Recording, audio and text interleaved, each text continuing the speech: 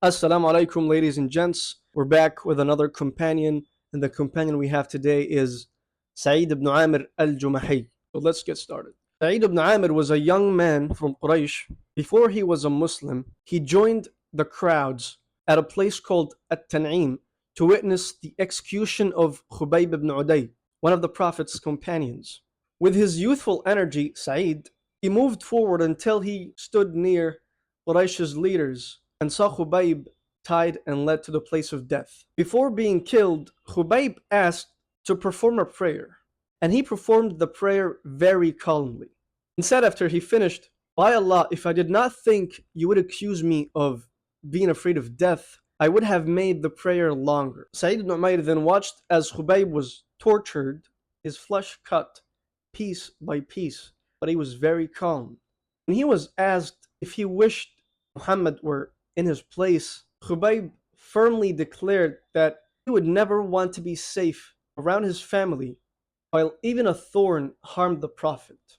Khubayb finally lifted up his eyes to the sky and prayed against his executioners before dying under their swords and spears. While Quraysh soon forgot about Khubayb and the whole situation, Sa'id ibn Amir could not. The image of Khubayb's prayer, courage, and words haunted him in both sleep and wakefulness. He feared divine punishment from God upon him and his people. Through this event, Sa'id came to realize that strong belief brings miracles, and a man so deeply loved by his companions could only be a prophet supported by God. So his heart opened to Islam, and he accepted the religion of Allah. He became an example of a believer who sold this life to the hereafter, always preferring Allah's pleasure over his own desires. When Umar ibn Khattab became Khalifa, Sa'id ibn Amr went to him to give him some advice, and he said, "O Umar, love for the people what you love for yourself and your family, and dislike for them what you dislike for yourself and your family." Umar ibn Khattab listens to Sa'id and he trusts him. He wanted to make him governor of Hims. Sa'id tried to refuse, but Umar insisted and he made him the governor. Why did Sa'id ibn Amir refuse at first? Because he saw it as a test. Because being a governor means more power, more money, more food, etc. Not long after, some people from Hims came to Umar, and he asked them to write down the name of the poor people. So they brought him a list with the names such and such, and Sa'id ibn Amir.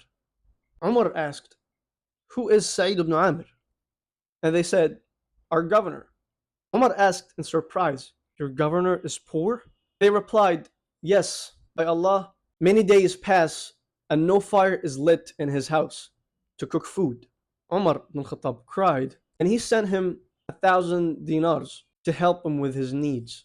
But when the money reached Sa'id, instead of being joyful about it, he actually became sad and upset and said, "To Allah we belong and to him we return," as if a disaster happened. Because of his reaction, his wife thought that something terrible had happened, like Umar ibn Khattab died or the Muslims were defeated in battle. But Sa'id told her that what had happened is worse. He said that life has entered his home to endanger his hereafter. So he and his wife decided to divide the money between the poor. Later, Umar himself went to Sham to inspect the situation. When he reached Hims, he asked the people, "How did you find your governor? How is he treating you?" They complained about him and mentioned four of his actions. The first thing they said, "He does not come out to us until the day is already late." Umar asked Sa'id, "What do you say about that?" Sa'id replied, "I have no servant, so every morning I bake bread for my family and wait for it until it's done. Then I go out to the people." They said the second thing is, "He does not answer anyone at night."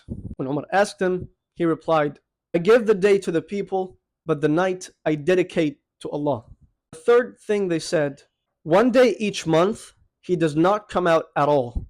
When Umar asked him about that, Sa'id said, "I own no servant, and I don't have any clothes except the one I'm wearing.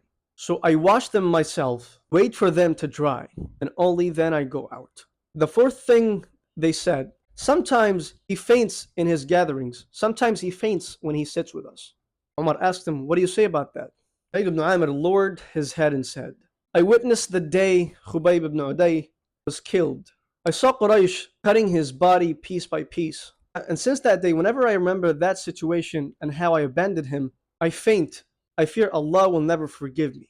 After this situation, Umar said, thank God he did not disappoint me in you, and sent him another 1,000 dinars to ease his life. So Sa'id's wife suggested that they hire a servant and buy some food. But Sa'id suggested something greater. They give it in charity as a loan to Allah, which would benefit them the most on the day of judgment. So they did divide the money among widows, orphans, and poor people. May Allah be pleased with Sa'id ibn Amir. He lived as a man who put others before himself even when he's most in need. نصائح جانبية. طبعا قلنا التكرار مهم جدا في الانجليزي.